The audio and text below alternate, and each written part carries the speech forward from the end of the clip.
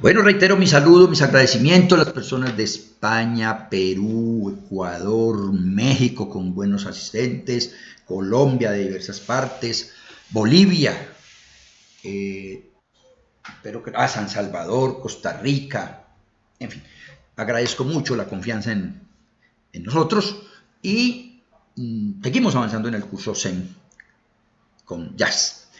Ahora, todavía de manera conceptual, porque es fundamental tener los conceptos más o menos claros. Luego vamos al software Jazz y allá se aclararán un poco más en la medida de lo posible. ¿Qué tenemos acá en los apuntes del profesor Manzano, en uno de sus aportes, en sus asesorías, en sus trabajos doctorales? Los indicadores, o mejor, los índices de bondad de ajuste para ver si un modelo ajusta bien o no. Aquí tenemos en pantalla, dice estadístico chi cuadrado para el contraste global del modelo, contraste global. Es global porque tiene en cuenta todos los indicadores, todos los valores mejor. Aquí nos mencionan algo de cómo es la fórmula, este es el estadístico, cómo se distribuye, alguna parte conceptual, pero lo más relevante en este momentico para mí es volver a recabar que todos caen al mismo tema de que está afectado por el tamaño de muestra y no es el adecuado. Vamos a ver qué alcanzo a leer acá. El estadístico se ha tenido en cuenta que se asume las hipótesis de normalidad de las variables observadas. Ya hemos hablado del tema de la normalidad que casi nunca se cumple. El análisis se basa en una matriz de varianzas y covarianzas y no en una matriz de correlaciones. Esto tiene incidencia. Claro que cuando son escalas no tendría problema porque son igual, no hay ningún cambio entre una variable y otra en cuanto a la unidad de medida. El tamaño muestral es lo suficientemente grande para que se justifiquen las propiedades asintóticas del contraste. Ahora bien, dado que rara vez se cumplen simultáneamente estos requisitos, los señores Ventler, Bonner, Long, Ullman señalan que la utilización de este estadístico debe efectuarse con precaución, con muestras grandes. Ahí es donde vuelvo a surgir el tema que es muestra grande, por Dios. 200, 300, bueno, pero dice que con precaución. Dado que incluso pequeñas diferencias entre las matrices serán evaluadas como significativas. Mucho hemos hablado al respecto, o yo he hecho énfasis ahí. Esta limitación ha llevado al desarrollo de más de 30 indicadores. 30 indicadores cuando se construyó este documento al cual se agradece al profesor Manzano. Hoy yo he visto en el R nada más como 50 o más. Pero no se ha visto tanto avance en cuanto a que uno supere a los demás. Bueno, ya queda muy claro que este para mí no lo vamos a poner cuidado. Y vienen los estadísticos llamados ad hoc.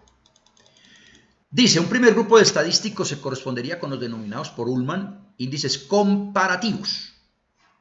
Los distintos modelos que se pueden plantear en un confirmatorio, y yo le agrego, y en un Zen, van desde el que hemos denominado modelo independiente y que tendría tantos grados de libertad como el número de datos. Para sintetizar un poquito, el modelo independiente es que no hay variables. Entonces se hacen unos cálculos y se compara con el nuevo, con el que tengamos. Por eso llaman comparativos. Y aquí en la fórmula empezamos con el NFI. Nos dice, aquí está el nombre para aquellos que tienen los trabajos de tesis, las asesorías, los artículos. Siempre hablamos de las iniciales, pues en este documento tenemos la fórmula para un anexo. A mi modo de ver es más ilustrativo, pero me parece que es muy útil. NFI, índice normado, ha sido propuesto en el 80 por Ventler y Bonner y compara el valor del chi cuadrado del modelo teórico con el modelo independiente. Aquí está el chi cuadrado del modelo independiente. Debería dar un chi cuadrado grande, el teórico sobre el independiente, y nos da el NFI. Para que sea satisfactorio este estadístico, como en la mayor parte de los que examinaremos, debe alcanzar superiores a 0.90. Hay otros autores, entre ellos el profesor Gaskin, que menciona de 0.95. Pero uno se va acomodando, creo yo, a lo que nos va conviniendo. También es cierto que si estoy en un estudio muy exploratorio, aún siendo confirmatorio, creo que para mí pueden ser menores del 0.90. Ahora, nos lo plantean el cálculo, ese no viene al caso. NNFI, ojo aquí al detalle. Normalizado, Fit Index, incorpora los grados de libertad, o sea, mejora la cosa. Y aunque se evita así la subestimación, puede provocar en algunos casos extremos valores de este rango. En pequeñas muestras puede indicar ajustes excesivamente bajos. Pero hay un detalle. Este NNFI es una mejora del NFI. Es un ajuste, como observamos. Entonces, mi pregunta es, ¿para qué coloco NFI si hay otro que fue posterior y lo mejoraron? Para que una tabla con NFI y en la misma tabla va NNFI. No lo veo lógico. No lógico, sino práctico.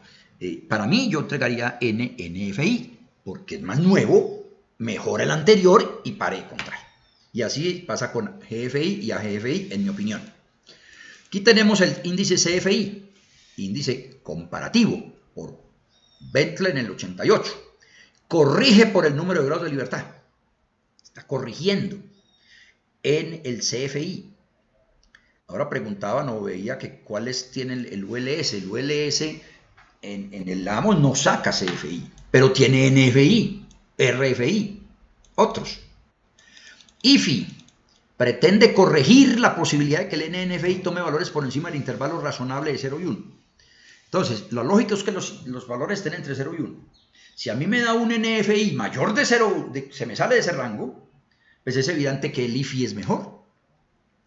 Es más, aún sin salírseme, aquí me están diciendo que el IFI corrige situaciones del otro. Entonces el IFI me parece que tiene situaciones que ameritan su colocación en un informe también. El índice MFI propuesto por McDonald no lo explicitan.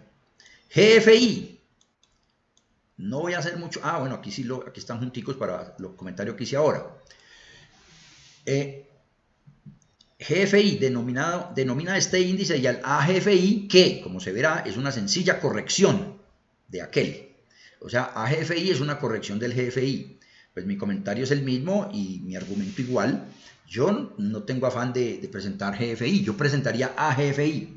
Lo que sí es, ¿por qué? Porque me corrige al GFI, mírenlo, aquí está en la fórmula. Entonces yo me voy con el corregido, claro está. Lo que sí puedo hacer otro comentario en este sentido es, vamos a ver si está aquí, no lo veo aquí en este texto, pero sí lo leí en algún otro lado y en varios, es que la GFI no se exige para la mayoría de teóricos, para muchos teóricos, que sea mayor de 0.90. Hablan de 0.80 para arriba.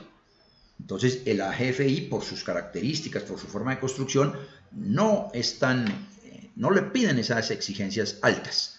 Entonces yo sí entrego AGFI en lugar de GFI. Viene un índice que también se conversa mucho, pero también está perfecto para las aclaraciones. Cuando me dicen AIC, pero es que AIC con un solo modelo no me sirve, no tiene razón de ser. Dice, este índice denominado el criterio de información de Akaike forma parte de un nuevo grupo denominado índices de grado de parsimonia. Cuando hablamos de parsimonia es que tratamos de mirar si mi modelo tiene más o menos factores o parámetros a estimar de alguna manera, porque es más parsimonioso mientras menos tenga. Pero yo puedo comparar uno con menos, probablemente me dé menos indicadores, entonces aquí se trata de evaluar, de combinar como eso y mirar cuál es mejor. Índices de parsimonia. Por cuanto tiene en cuenta no solamente la bondad del ajuste, sino también el número de parámetros.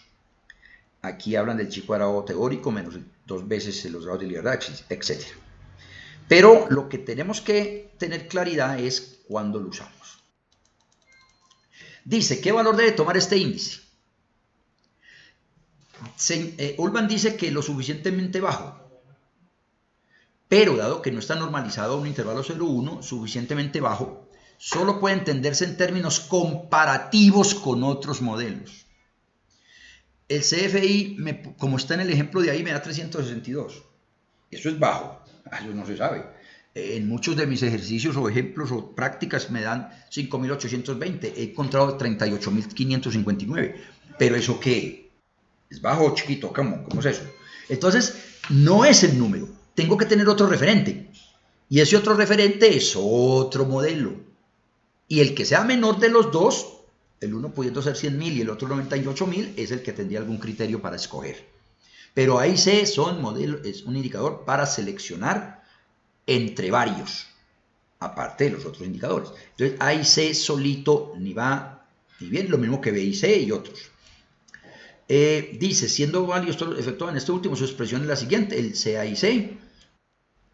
Esos, aquí no está el bit, pero de esa familia son varios de parsimonia que llaman y sirven para comparar. RMR, ya ahora le ponemos más bien la S adelante, estandarizamos. Y ese es el que podría ser el análogo, digámoslo, del RMCA, porque también no es exactamente igual, pues, pero obviamente habla de los residuos, pero no este exacto, sino el estandarizado.